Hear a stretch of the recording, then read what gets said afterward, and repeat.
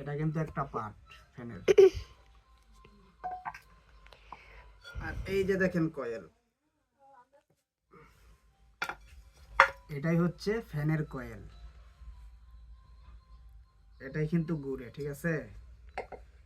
এটা মাঝখানে থাকে যে বডিটা আছে না, এই বডিটা ঘুরে। আর অনেকেই আমরা জানি যে বেয়ারিং থাকে ফ্যানের ভিতরে, কয়টা বেয়ারিং থাকে সেটা আজকে বলবো। এই যে একটা বেয়ারিং এই পার্টে, আর এই যে একটা বেয়ারিং, আর এটা হচ্ছে ম্যাগনেট। তো ফ্যানের ভিতরে এই কয়টা জিনিসই থাকে। এই যে দেখেন তামায়, তামায় যে মোড়ানো আছে, এটা হচ্ছে ফ্যানের কয়েল।